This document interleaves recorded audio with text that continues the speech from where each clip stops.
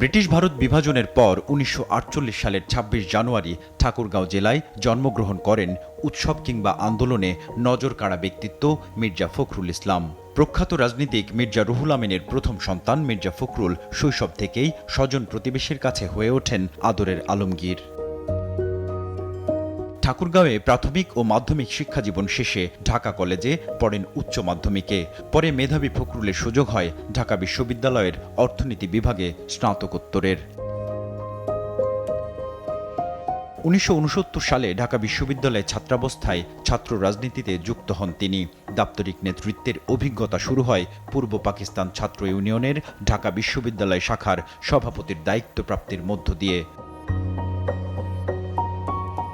বাম রাজনীতির সাথে যুক্ত থাকায় মুক্তিযুদ্ধে অংশ নিতে বাধায় পড়েন মির্জা ফখরুল। পরবর্তীতে পশ্চিমবঙ্গ ও বিহারের রাজনৈতিক নেতাদের সহায়তায় বাংলাদেশের স্বাধীনতার পক্ষে যুব শিবির গড়ে তোলেন তারা। ১৯৭২ সালে বিসিএসে উত্তীর্ণ হওয়া ফখরুল বিভিন্ন সরকারি কলেজে অধ্যাপনা করেন এবং পরিদর্শন ও আয়-ব্যয় পরীক্ষণ অধিদপ্তরেও কাজ করেছেন তিনি। কিন্তু আরও গণমুখী কার্যক্রমে সম্পৃক্ত হওয়ার তাগিদে সরকারি চাকুরি ছেড়ে ১৯৮৮ সালে তিনি ঠাকুরগাঁও পৌরসভার চেয়ারম্যান নির্বাচিত হন। পরে ১৯৯০ সালের শুরুতে তিনি বাংলাদেশ জাতীয়তাবাদী দল বিএনপিতে যোগ দেন। যোগদানের ২ বছর পরই ঠাকুরগাঁও জেলা বিএনপির সভাপতি হন তিনি।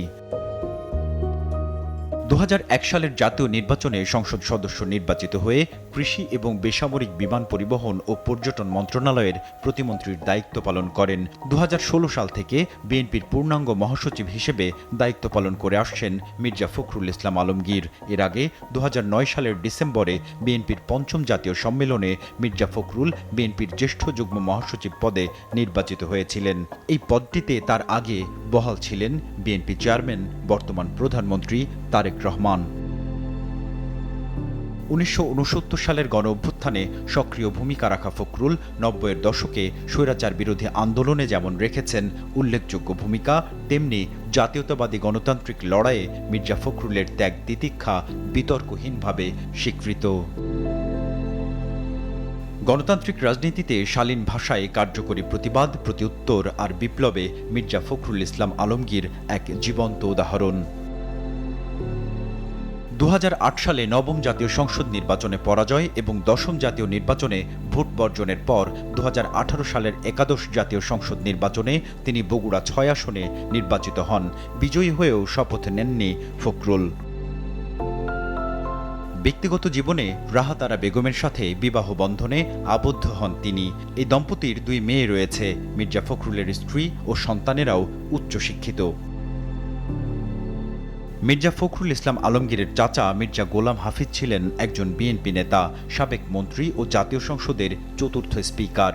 আরেক চাচা উইং কমান্ডার এসআর মির্জা ১৯৭১-এ স্বাধীন বাংলাদেশের প্রথম সরকারের ডাইরেক্টরেট অব ইউথ ক্যাম্পের পরিচালক হিসেবে নিযুক্ত হয়েছিলেন।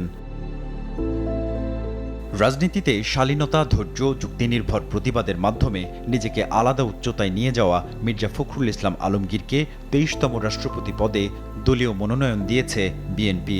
দলের মহাসচিব ও স্থানীয় সরকার মন্ত্রী মির্জা ফখরুল ইসলাম আলমগীর সংসদে সংখ্যাগরিষ্ঠ ভোটারের ভিত্তিতে ভোটানুষ্ঠানের আগেই রাষ্ট্রপতি হিসেবে প্রকাশ পেয়েছেন দেশের মানুষের কাছে।